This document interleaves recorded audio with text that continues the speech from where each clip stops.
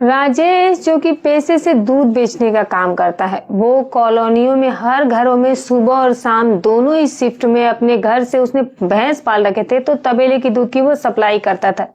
उस घर में उधर में जो कॉलोनियां होती थी वहां पर वो दूध दिया करता था। एक दिन जब वो दूध देने गया था तभी एक नए मकान मालकिन उसको आवाज देती है, कहती है कि भैया मुझे भी दूध दे सकते हो। तो राजेश जैसे ही मुड़ता है तो देखता है कि एक खूबसूरत महिला जिसकी उम्र लगभग 38-40 साल के आसपास रही होगी, देखने में काफी हेल्थ वेल्थ में वो अच्छी थी, तो वो देखता है तो उसे देखता ही रह जाता है। कहता है कि हाँ भाभी जी क्यों नहीं, हमारा तो काम ही यही है। तो वो कहती है कि ठीक है, आप एक काम करिएगा कि आप शाम में मुझे दूध ला कर दीजिएगा, सुबह में मुझे जरूरत नहीं है, आप शाम में लगभग 7-8 बजे तक दूध आकर के दे सकते हैं।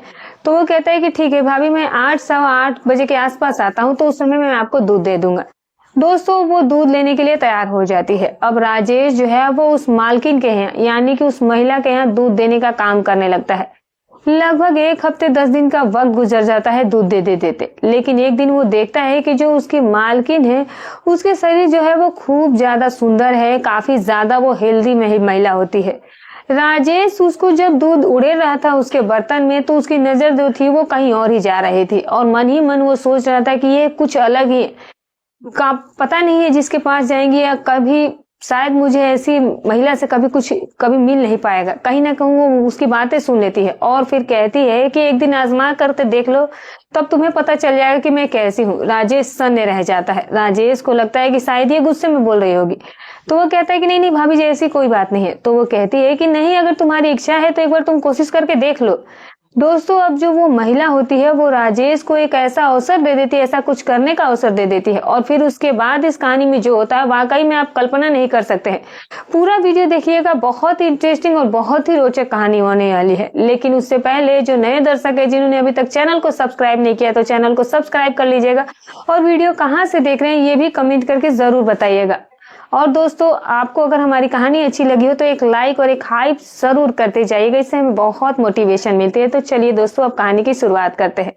दोस्तों हमारी आज की जो सच्ची घटना मैं आपके लिए लेकर आई हूँ, ये घटना जो है वो महाराष्ट्र के पुणे शहर की। यहीं पर रहने वाला राजेश नाम का व्यक्ति जो कि गली मोहल्ले में दूध बेचने का काम करता था और उसी से वो अपने परिवार का गुजर बसर करता था। 5-6 भैंसे रखा हुआ था और उसका रोज का यही काम था, दोनों टाइम सुबह और शाम दूध का सप्लाई करना, और इसी से उसका जीवन और उसके परिवार का जीवन जो था वो चल रहा था, वो भी अच्छे से चल रहा था।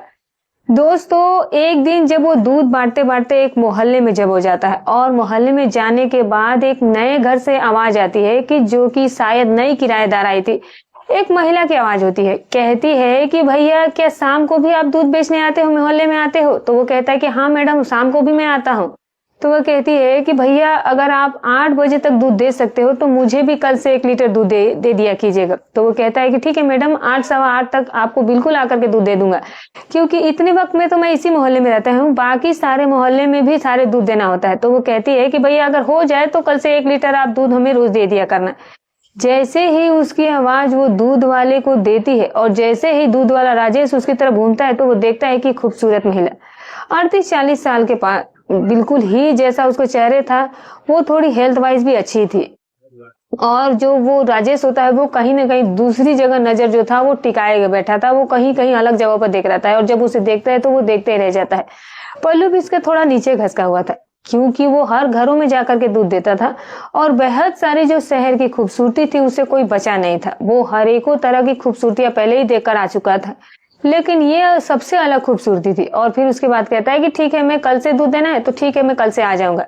तो वो कहती है कि नहीं नहीं, अगर आज से हो जाए तो आज ही से कर दो, नहीं तो कल से कर देना। तो कहता है कि ठीक है तो मैं आज से ही आपको ला करके देना शुरू कर दूंगा। दोस्तों वो शाम को दूध ला कर दे देता है, उसके घर पर बेल बजाता है, वही महिला निकलती है। उस वक्त घर पर भी कोई नहीं था, दूध देकर के चला जाता है। और ऐसा करते करते लगभग 10 दिन का समय गुजर जाता है। और 10 दिन के बाद एक दिन राजेश पूछ बैठता है कि भाभी आप घर पर अकेली रहती हैं क्या, बच्चे आपके कहाँ हैं और आप भाई साहब कहाँ हैं? तो वो कहती है कि असल में जो बच्चे हैं वो सब बाहर हैं, हॉस्टल में रह करके पढ़ाई कर रहे हैं, और मैं और मेरे जो पति हैं वो घर पर रहती हूँ, मैं घर पर रहती हूँ, मैं हाउस वाइफ हूँ, और मेरे पति जो है वो जॉब करते हैं, वो रात को 11 बजे तक आते हैं और सुबह के 10 बजे तक जाते हैं। तो वो कहता है कि ठीक है। तो कहता है कि मतलब आप पूरे दिन घर पर अकेली रहती हो? तो कहते हैं कि हाँ पूरे दिन घर पर अकेली रहती हूँ। दोनों ही बात कर रहे थे, लेकिन कहीं ना कहीं जो राजेश की निगाहें थी वो कुछ गलत जगहों पर जा रही थी, और उन्हीं अंगों पर वो लगातार अपनी नजरें जो है वो गड़ाए जा रहा था। और जाहिर सी बात है कहीं ना कहीं वो इतनी खूबसूरत थी और जिस तरह से उसने पहनावा किया था कि वो जाहिर सी बात तो दिख रहा था। और महिला जो थी उसका नाम मीनू था और जिसकी उम्र 38 साल थी और जिसके पति का नाम प्रशांत था, वो एक बैंक में एक प्राइवेट जॉब किया करता था और मीनू घर पर रहा करती थी। मीनू इतनी खूबसूरत थी कि उसकी बनावट को देख करके हर कोई उसे देखने का मन करता था, हर कोई उसे देख करके मंत्रमुग्ध हो जाता था। राजेश भी कुछ न कुछ कहीं ना कहीं उसकी तरफ आकर्षित होने लगा था। राजेश ने तो बहुत सारे घरों में वो दूध देने का काम करता था, लेकिन इतनी खूबसूरत महिला उसे कहीं नहीं दिखी थी जितनी की वो थी, ऊपर से लेकर के नीचे तक, और काफी ज्यादा समझ सकते हैं दोस्तों, चारों तरफ से वो खूबसूरत थी। मानो कि भगवान ने उसे बहुत ही फुर्सत से बनाया था। वैसे ही शरीर की लंबाई, वैसी उसकी कद काठी, वैसे ही उसका गोरा रंग, मानो राजेश बिल्कुल उसका दीवाना हो गया था। एक दिन शाम के लगभग 8:30 बजे, 8:15 बजे का वक्त रहा होगा और जो मीनू होती है वो नहा करके अपने बाथरूम से नहा करके निकली थी। कुछ कपड़े शरीर पर थे और जो शरीर था वो बिल्कुल ही गीला था, जिससे कि जो कपड़े थे उसके शरीर में बिल्कुल ही चिपके हुए थे। और कुछ जो जाहिर सी बात जिस तरीके से उसने कपड़े पहन रहे थे वो कुछ चीजें स्पष्ट दिखाई दे रही थी। राकेश उसके बर्तन में दूध डाल रहा होता है और डालने के बाद मन ही में बोलता है ऐसी हल्की आवाज में कि जो है ये तो वाकई में कमाल की है, काश कि मुझे एक बार मिल जाती तो मैं बहुत खुश नसीब होता। ये बात मीनू सुन लेती है। मीनू कहती है कि मुझे नहीं पता कि तुम ये क्या करे और क्यों करे हो, लेकिन अगर तुम्हें फिर भी ट्राई करना है तो एक बार तुम ट्राई कर सकते हो, तुम अपनी आंखों से नाप लो, देख लो। राजेश ये बात सुनकर सन्न रह जाता है, उसके पास कोई जवाब नहीं था। राजेश को लगता है कि मैडम उससे ये बात गुस्से में कह रही है। उस वक्त जो मीनू का रिएक्शन था वो मुस्कुराने का नहीं था, उसने ऐसा जवाब दिया कि सामने वाला समझ जाए कि जो कुछ वो बोल रहा है वो गुस्से में बोल रही है। राजेश बिल्कुल हड़बड़ा जाता है, कहता है कि मैडम मुझसे गलती हो गई, मुझे नहीं पता था कि आप जो है वो सुन लेंगे और मुझे ऐसा बोलना भी नहीं चाहिए था आपके बारे में। तो उसने कहा कि आपने बिल्कुल सही कहा, तुम पहले इंसान नहीं हो जो तुम ऐसा कह रहे हो। बहुत सारे लोग मेरे बारे में ऐसे ही छीटाकछी करते हैं, कमेंट करते हैं। जो चीज ईश्वर ने दी है, मेरी शरीर की बनावट ही ऐसी है तो मैं क्या कर सकती हूँ। दोस्तों राजेश और मीनू में वहीं से बातें शुरू हो जाती हैं और बातें जो थी वो हफ्ते भर में दोनों के बीच मुलाकात भी होने लगी थी। अच्छा खासा दोनों के बीच परिचय हो गया था। राजेश उसको बातें में रिझाने लगता है, कहता है कि मैडम आप पहले से ऐसी थी या बाद में हो गई, आप शुरू से मोटी थी या फिर ऐसी शरीर की बनावट की ही आपकी हो गई है। अब वो कहती है कि अभी अभी मुझे बच्चे हुए तो मेरा हेल्थ बहुत ज्यादा बढ़ गया, तो इसमें मेरा क्या दोष है। तो राजेश पूछने लगा कि भाई साहब आपको कुछ नहीं कहते। तो वो कहते हैं कि भाई साहब कुछ नहीं कहते, उनको तो मैं जैसी हूँ वैसे ही पसंद हूँ, वो काफी मुझे लेकर के एंजॉय करते हैं। और आजकल के जो लोग हैं वो ज्यादातर उनकी भी पसंद वैसे ही हो गई है, उन्हें भी कुछ अजीब और नया चाहिए। तुम्हें कुछ नया, तुम्हें नहीं अच्छा लगता है। तो वो कहता है कि भाभी मैं क्या बताऊं, मुझे तो वाकई में देख करके बहुत पसंद आता है। तो वो कहती है कि अगर तुम्हें कुछ करने का अवसर मिले तो तुम करोगे। तो वो कहता है कि भाभी आप जैसे लोगों के साथ और आपकी जैसी खूबसूरत महिलाओं की सेवा करना कौन नहीं चाहता, आप अवसर तो दीजिए, मैं इतनी बढ़िया सेवा करूंगा कि आप भी खुश हो जाएंगे। कहीं ना कहीं जो मीनू थी वो राजेश की तरफ दाने डाल रही थी और राजेश भी उन दाने को लेकर के बढ़ता ही जा रहा था। राजेश अब उसकी बातों का उत्तर प्रति उत्तर इसी यहीं से चालू हो जाता है। बातें बढ़ते बढ़ते उस दिन बातें जो थी वो काफी हद तक बढ़ गई। राजेश कहता है कि भाभी कभी मौका मिलेगा तो एक बार मुझे जरूर बुलाइएगा, मैं आपके काम पर, खुशी पर बिल्कुल खरा उतरूंगा, आपको कहीं से निराश नहीं करूंगा। आप भी क्या याद करेंगे कि कोई दूध वाला मुझे मिला था। उसके बाद राकेश निकल जाता है अपने काम पर। वो दूध तो देता रहता था, लेकिन कहीं ना कहीं उसके दिमाग में मीनू की सारी बातें चल रही थी। मीनू का वो चेहरा, मीनू का वो कटाक्ष और मीनू की वो खूबसूरती जो उसने देखी हुई थी, जो उसकी नजरों पर नाच रही थी।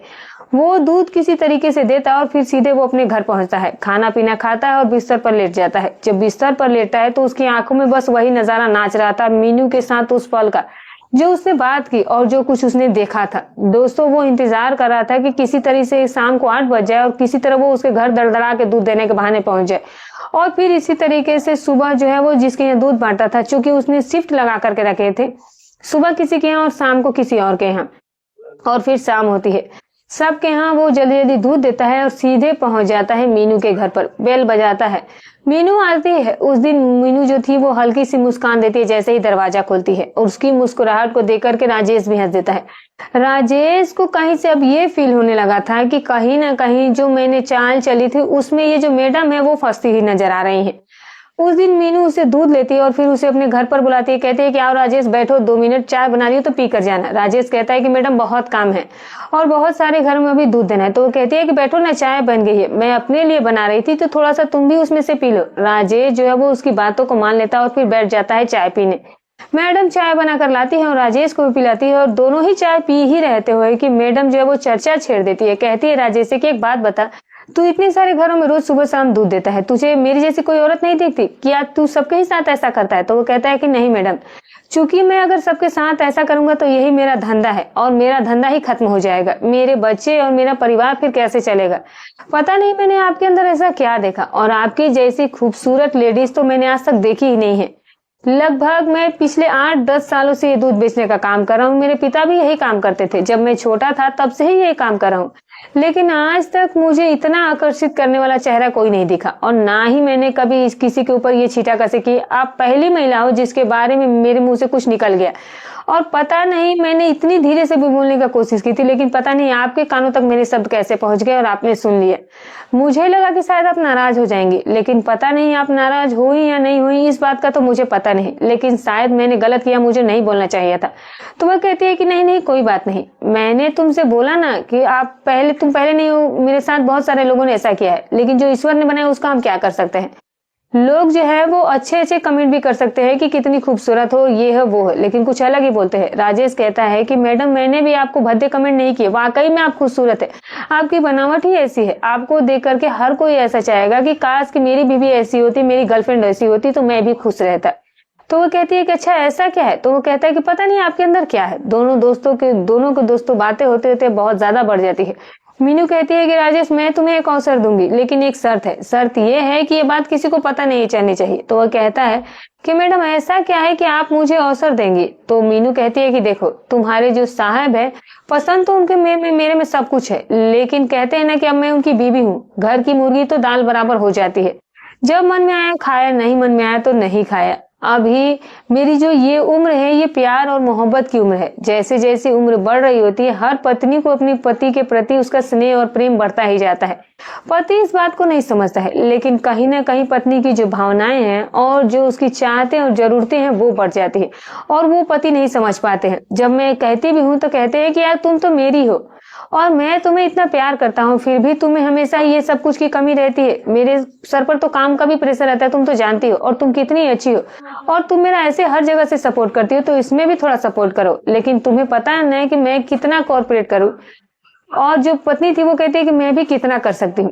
कहती है कि मार्केट जाती हूँ तो मुझे नए नए लड़के 22-23 साल वाले कमेंट करते हैं, जबकि मैं इनसे उम्र और उसके उम्र में बहुत ज्यादा फर्क होता है। कभी कभी मैं ये सोचती हूँ कि ये लड़के को इतनी भाभियां ही पसंद क्यों आती हैं। तो राजेश कहता है कि आज का जो टाइम है वो बहुत उल्टा चल रहा है, आजकल लड़के लड़कियों को नहीं भाभियों को पसंद करने लगे हैं, क्योंकि जो भाभियां होती है वो अच्छे से एक दूसरे का सपोर्ट भी करती है और फुल एंटरटेनमेंट करती है। लड़कियों में दुनिया भर का डर बना रहता है, शादी के दबाव, बच्चे का प्रेशर, कुछ भी हो गया तो अलग टेंशन, दुनिया भर का थाना पुलिस, पता नहीं क्या क्या समस्या आ जाती है। तो इसी से बच करके लोग भाभीियों की तरफ ज्यादा आकर्षित हो रहे। तो वो कहती है अच्छा वो ये बात है, वो इसीलिए तुम्हारा भी लगाव इसी तरफ है। तो वो कहता है कि मेरा लगाव नहीं। अब उसकी पत्नी के बारे में पूछने लगती है कि तुम्हारी पत्नी कैसी है, तुम्हारे बच्चे कैसे है। वो फोटो दिखाता है, कहता है कि ये मेरी बीबी है, बहुत ज्यादा खूबसूरत नहीं, लेकिन जो भी है मेरे वो ठीक है, मेरे 2 बच्चे हैं वो भी पढ़ाई कर रहे हैं और इसी से मेरा सब कुछ चल रहा है, और इसीलिए मैंने कभी किसी के बारे में गलत नहीं सोचा, क्योंकि मुझे अच्छे अच्छे बड़े बड़े घरों में जाना पड़ता है, छोटे से लेकर बड़े घरों तक मेरा यही व्यवसाय है।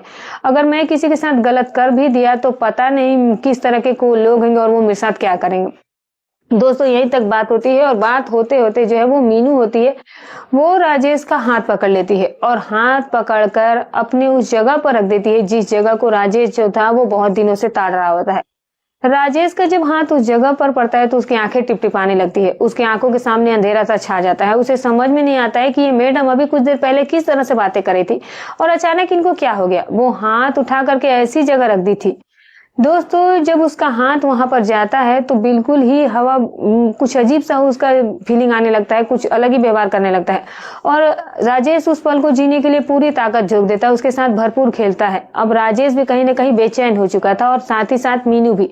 देखते ही देखते मीनू और राजेश जो थे वो अपने अलग ही दुनिया में खो गए थे, और यहीं से इन दोनों की शुरुआत हो जाती है। यहीं पर एक वासना का ऐसा खेल दोस्तों की देखते ही देखते दोनों इतना ज्यादा आगे बढ़ जाते हैं कि वो अपने पीछे बहुत कुछ छोड़कर आगे बढ़े थे, जो कि उन्हें नहीं करना चाहिए था। घर पर भी नहीं कोई था, दरवाजा तो पहले से ही मीनू ने बंद कर रखा था। और फिर दोस्तों उसके बाद शुरू होता है एक ऐसा खेल जिस खेल का अंत तो काफी ज्यादा आप कल्पना भी नहीं कर सकते क्या होने वाला था। राजेश के सामने जब वो उस तरीके से आती है तो राजेश बिल्कुल ही उसको देख करके अंधा हो जाता है। उसे समझ में नहीं आता है कि वो शुरू कहाँ से करे, क्योंकि वो इतनी खूबसूरत गोरी, पूरा उसका जो बॉडी स्ट्रक्चर था वो वाकई में पर्सनालिटी बहुत ही खूबसूरत थी। अब ये खेल जो था वो आधे घंटे तक चलता है। फिर मीनू उससे कहती है कि राजेश तुम्हें कैसा लगा, तुम उस दिन कह रहे थे ना कि बिल्कुल ही मैं कुछ अलग दिखती हूँ, तो इसके अंदर तुम्हें क्या फीलिंग आया मेरे साथ ये सब करने के बाद। तो राजेश ने कहा कि मैडम पता नहीं, लेकिन जो मुझे आज आनंद मिला वो मुझे आज तक मेरी पत्नी से नहीं मिला, और शायद मैंने कभी कल्पना भी नहीं की थी कि मुझे कभी जीवन में इतना सुख मिलने वाला है। पता नहीं आपने ऐसा क्या सोचा कि मुझे आपने इस चीज का मौका दिया। तो वो कहती है कि अवसर नहीं, कहीं ना कहीं मुझे इस चीज की जरूरत थी और तुम्हें भी जरूरत थी, तो हम दोनों ने एक दूसरे की जरूरत को पूरा किया। लेकिन ये बात कभी बाहर नहीं निकलनी चाहिए। बस ये आज आखिरी और पहली बार था, लेकिन दोबारा कभी मत कहना। राजेश कहता है कि मैडम आपके साथ बिताए हुए पल को मैं कभी नहीं भूल सकता, और दोबारा के लिए मैं ना नहीं कर सकता कि मैं नहीं कहूंगा। पता नहीं मेरा मन मानेगा या नहीं मानेगा। हाँ, एक चीज जरूर कर सकता हूँ कि ये बात कभी भी बाहर नहीं जाएगी। बात जो है वो मेरे और आपके तक ही सीमित रहेगी। दोस्तों ये सिलसिला अब यहीं से शुरू हो जाता है, मीनू और राजेश दूध वाले के बीच, और लगभग 6 महीने तक ये सिलसिला चलता है। ये राजेश जब भी आता, अब इसका सिस्टम ये बन गया था कि जल्दी जल्दी सबके यहाँ दूध देता और इनके यहाँ लास्ट में आता, जिससे कि इनके यहाँ आधे घंटे 1 घंटे तक रुकता, और फिर उसके बाद इनके बीच में वो खेल चलता था। और फिर उसके बाद जब दोनों आराम से कर लेते तो उसके बाद राजेश अपना साइकिल उठाता और निकल पड़ता। राजेश जो था वो अभी बहुत ज्यादा उम्र का था, वो भी उम्र का नहीं था, यंग था, लेकिन शरीर में भरपूर ताकत थी और वो पूरी जो है वो अपनी जान झोंक देता था। और इस बात की मीनू काफी दीवानी हो गई थी, वो काफी ज्यादा उसे पसंद करनी थी, और मीनू जो थी वो रोज भी अब उसके लिए इंतजाम करने का रखने लगी थी। और उसके लिए वो नए नए रोज जो है वो नए नए कमरे में परफ्यूम लगाती, नए नए ड्रेसेस पहना, फुल परफ्यूम अपनी बॉडी पर लगाना, मतलब कि किसी न किसी तरह से वो उसको मदहोश करने के लिए, अपनी ओर आकर्षित करने के लिए भरपूर प्रयास कर रही थी। रोज नए नए वो भी खुशबू का आनंद लेता, और साथ ही साथ वो जो दोस्त थी, जो महिला थी जिसको वो भाभी कहता था, उसके साथ भी वो एंजॉय कर रहा था। तो दोनों ही एक दूसरे के साथ कहीं ना कहीं अलग ही दुनिया, अलग ही ख्वाहिशों को पूरी कर रहे थे, और राजेश को ये चीजें काफी ज्यादा पसंद आती थी। लेकिन दोस्तों कहते हैं ना कि जो बुरे काम का नतीजा होता है वो बुरा ही होता है। किसी को खबर लगे या ना लगे, एक न एक दिन सबको पता चल ही जाता है। लगभग 6 महीने तक जब लोग ये देखने लगे कि ये दूध वाला राकेश जो है वो अक्सर इसके यहाँ आता है और 1-1.5 घंटे तक का वक्त बिताता है, जबकि राजेश 2 मिनट 4 मिनट के यहाँ से ज्यादा किसी यहाँ रुकता नहीं है। अगर किसी ने थोड़ा बहुत लेट भी कर दिया तो चिल्लाने बड़बड़ाने लगता है कि मुझे बहुत देर ही है और घरों में दूध देना है। और इसके यहाँ पर वो 1.5 घंटे 1 घंटे क्या करता है। और जो मीनू थी, इसके रहन सहन पहनावा भी कुछ अलग हो गए थे। जो कोई इसे देखता था तो समझ जाता था कि कहीं ना कहीं ये जो औरत है वो बहुत ही चालू है, लेकिन लोग उसको भाप नहीं पाते थे, क्योंकि शहर है, शहर में लोग फैशन करते हैं और अनेकों तरह के फैशन होते हैं, लोग फैशन समझ करके इग्नोर कर देते थे। मीनू के घर के सामने एक सीसीटीवी कैमरा लगा था, जो कि दोस्तों एक घर के बगल वाले होते उन्होंने अपने घर में लगवाए थे। जो भी बाहर होता था वो सब आसपास दिखता था। उसका पड़ोसी एक दिन मीनू के पति प्रशांत से कहता है कि यार प्रशांत, तुम तो दिन भर ड्यूटी पे रहते हो, लेकिन तुम्हारे यहाँ जो राजेश दूध वाला है वो आता है तो 1.5-2 घंटे तक तुम्हारे घर में बैठा रहता है, और इतनी देर तक वो तुम्हारे घर में करता क्या है। तो वो कहता है कि इतनी देर में वो मेरे घर में क्या करता है, मुझे तो कुछ भी नहीं पता है। दूध देने आता है, दूध दे के चला जाता है। और फिर जब वो जाकर अपनी पत्नी से मीनू से पूछता है कि ये जो पड़ोसी लोग हैं वो कह रहे कि राजेश तुम्हारे घर में आता है और 2 घंटे तक बैठता है, तो आखिर ये दूध वाला अपने घर में इतनी देर करता क्या है।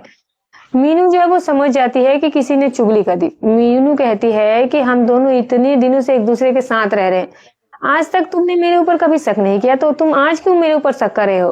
प्रशांत जब ये बात सुनता है तो कहता है कि मैं शक नहीं कर रहा हूँ, मैं बस तुमसे पूछ रहा हूँ, किसी ने मुझसे कहा है तो फिर आखिर वो करता क्या है घर में, इसलिए मैं पूछ रहा हूँ, क्योंकि समाज के लोगों को पता नहीं है, आस पड़ोस के लोगों को नहीं पता है कि घर में क्या चल रहा है, और मेरा भी अधिकार है ये जानने का। कोई कुछ कह रहा है तो मैं तुमसे ही पूछूंगा, वरना कल को ये तुम्हारे ही चरित्र पर उंगली उठाना शुरू कर देंगे तो तुम क्या जवाब दोगी।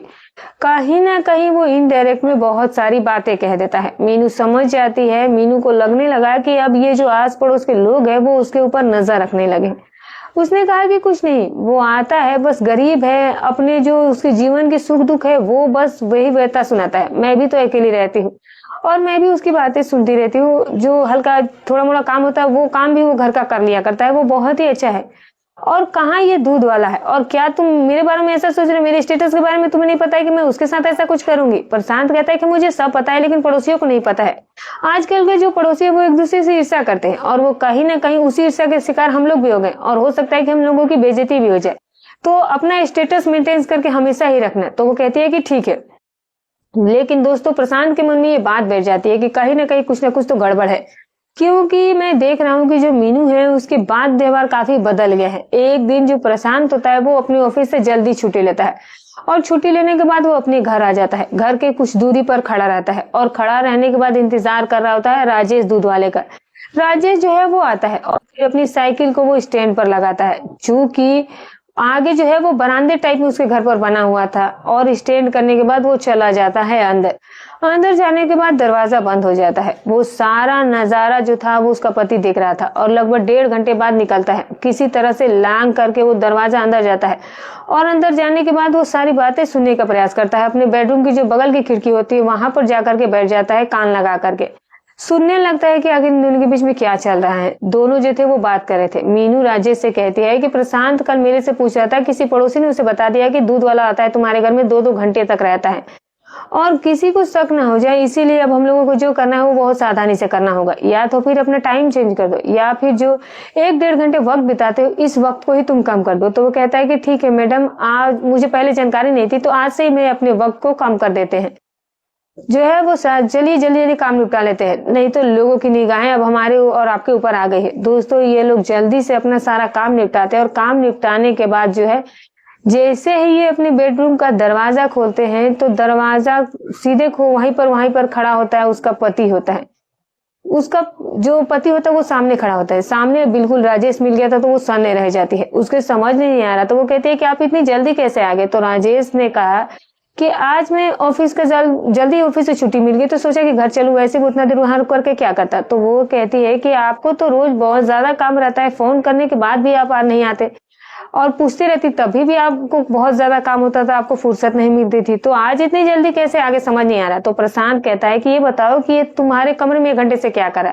तो वो कह रहे कि अभी तो तुरंत यही जा रहा है। तो कहता है कि झूठ मत बोलो, तुम देख रही हो मेरे फोन में इसका पूरा वीडियो के कितने बजे आया, कितने मिनट तक, और तुमने अंदर क्या बातें की वो सारी मैंने रिकॉर्ड कर ली। और तुम्हें थोड़ा सा भी शर्म नहीं आया। एक पति पत्नी का जो रिश्ता होता है वो एक भरोसे का रिश्ता होता है। हमारे 2 बच्चे हैं, दोनों ही बाहर पड़े हैं, और मैंने तुम्हें घर पर अकेले विश्वास पर छोड़ा है, और एक 2 कौड़ी के दूध बेचने वाले के साथ तुम जो ये सब कुछ कर रही हो। तुम्हें इतना अच्छा पति हूँ, कमाने वाला पति हूँ, मैं तुम्हें पसंद नहीं आता, बल्कि तुमको ये दूध वाला पसंद आ गया। दोस्तों उसे काफी ज्यादा वो डांट फटकार लाता है, और उस दूध वाले के खिलाफ कंप्लेंट कर देता है जाकर के पुलिस में, कि ये दूध देने के बजाय घर में जाकर औरतों के साथ गलत काम करता है। पुलिस इसे उठाकर ले जाती है, और फिर पुलिस के उठा ले जाने के बाद उसको पुलिस जो है वो अपने तरीके से जो भी होता है उसके साथ करती है। बाद में जो उसकी पत्नी होती है वो समझौता वगैरह कर लेती है, समझा बुझा करके उसे छुड़वा लेती है। अब जो राजेश होता है वो भी पुलिस के आगे हाथ पैर जोड़ता है, कहता है कि साहब मुझसे गलती हो गई, दोबारा मैं कभी ये नहीं करूंगा। मेरा रिकॉर्ड है कि मैं 7-8 साल से सबके घर में दूध दिया, कभी आज के ये चीज नहीं की। असल में जो ये महिला थी वो खुद ही मुझे अपनी ओर आकर्षित की थी, उकसाया था, और मैं उसके बहकावे में आएगा और मेरे पांव फिसल गया, और मैंने ऐसी गलती कर दी। मुझे नहीं पता था कि इसका पति जो है वो इसे कुछ करते हुए देख रहा है, और हम लोग जो है वो इस तरह से पकड़े जाए। हम लोग बिल्कुल ही ये गलती से हो गई। पुलिस वाले किसी तरीके से समझा बुझा के इसे छोड़ भी देते हैं, उससे जो कुछ बन पड़ता है पुलिस वाले उसे अपना खर्चा पानी भी लेते हैं। लेकिन इधर जो प्रशांत होता है वो अपनी पत्नी मीनू से बिल्कुल ही उदास रहने गया। वो इतना ज्यादा उसे बैर नफरत करने लगा कि उसे बात तक करना बंद कर दिया था। क्योंकि बीवी है तो वो कर भी क्या सकता था। मीनू का भी सर सम से झुका हुआ था, वो समझ नहीं पा रही थी कि किस तरीके से प्रशांत से बात की जाए। प्रशांत से वो बात करने की भी कोशिश करती थी तो प्रशांत जो था उसे साफ साफ बोल देता है कि तुम जो है पत्नी कहलाने के लायक नहीं है। इससे तो अच्छा है कि तुम और मैं अलग रह लेते हैं, क्योंकि जब तुम्हें पति की जरूरत ही नहीं है, तुम्हें तो किसी और के साथ मजे करने हैं, तो तुम किसी और के साथ रहो। मेरा क्या है, मेरे तो 2 बच्चे हैं, मैं बाहर हैं, बच्चे भी बाहर हैं, मैं भी कहीं बाहर चला जाऊंगा। तो वो कह देता है कि तुम ऐसा करोगे, तुम तलाक ले लो और तुम किसी और के साथ हो लो। अब जब तलाक की बात सुनते हैं तो रोने गिड़गिड़ाने लगती है। मीनू कहती है कि मैं मानती हूँ कि ये मेरी गलती है, लेकिन मेरी गलती कितनी बड़ी सजा मत दो। तुम जो चाहो मेरे साथ इसके अलावा कर सकते हो, लेकिन खुद से अलग करने का मुझे दुख मत दो, तकलीफ मत दो। मैं सब कुछ बर्दाश्त कर सकती हूँ, लेकिन तुमसे जुदा रह करके मैं नहीं रह पाऊंगी। जिस दिन तुम मुझे तलाक दोगे, या तो मैं दुनिया से चली जाऊंगी, या तो फिर मैं अपने आप को जो है जो मन करेगा वो कर लूंगी, लेकिन तुम बाद में बहुत पछताओगे। मैं बहुत ईमानदारी से तुम्हारे साथ रिश्ता निभाती आ रही हूँ, लेकिन मैं इस लड़के को देख करके बहक गई थी, और फिर मैंने ये गलती कर दी थी, और उसके और मेरे बीच इतनी नजदीकियां गलती से बढ़ी थी। कभी नहीं सोचा था कि मैं इस स्तर तक भी कभी गिर सकती हूँ। मैं बिल्कुल तुम पर भरोसा करती हूँ, बहुत तुमसे प्यार भी करती हूँ। दोस्तों, वो बहुत मिन्नतें करती है और लगभग 3 महीने तक दोनों के बीच में बातचीत नहीं होती है, और फिर उसके बाद किसी तरीके से दोनों में मान मनोवल होती है। लेकिन एक शर्त होती है कि यदि आज के बाद कोई ऐसी हरकत हुई तो फिर हम दोनों हमेशा के लिए अलग हो जाएंगे। जो प्रशांत होता है अपने पूरे घर में सीसीटीवी लगवा देता है, यहाँ तक कि बेडरूम में भी, और पूरे सीसीटीवी का जो ऑपरेटर होता है वो खुद अपने पास रखता है, उसका हैंडल वो किसी को नहीं देता है। वो दिन में भी अपने घर का सारा लोकेशन देखता रहता है, और रात को भी अपने घर पर जब रहता है तो उसको कोई देखने की जरूरत ही नहीं पड़ती थी। जाहिर सी बात है, इस तरीके से दोनों में समझौता होता है और दोनों का परिवार जो टूटने के बजाय फिर से जुड़ जाता है। लेकिन मन में जो एक दरार बन गई थी वो उभरने का नाम नहीं ले रही थी। कहीं ना कहीं जब दोनों साथ होते थे तभी भी जो है उसके मन में यही बात आती थी कि ये दूध वाले के साथ रही थी। अब इन दोनों के बीच दूरियां जो थी वो कहीं ना कहीं बनी गई थी, नजदीकियां बहुत कम हो गई थी। अब दोनों के बीच में हफ्ते भर में या 2-4 दिन में जो कुछ होता था वो अब कहीं महीनों भर में भी होने लगा। महीने 2-2 महीने बीतने लगे थे। तो दोस्तों, ये किसी तरीके से जो जरा अब रिश्ता रह गया था वो धक्का मार मार कर चल रहा था। तो दोस्तों, ऐसा किसी के साथ ना हो, इसलिए सावधान रहिए, सतर्क रहिए। किसी के बहकावे में आकर के अपनी जिंदगी को बर्बाद मत कीजिए, और किसी की अच्छाई या किसी की बुराई, किसी की प्रशंसा सिर्फ सुनिए, उसको जीवन में अमल मत कीजिए। तो दोस्तों, ये रही कहानी। आपको ये वीडियो कैसी लगी कमेंट करके जरूर बताइएगा। वीडियो अच्छी लगी हो तो एक लाइक करते जाइएगा, चैनल पर नहीं तो सब्सक्राइब कर लीजिए। फिर मिलूंगी कल एक और नई अच्छी रोचक कहानी के साथ।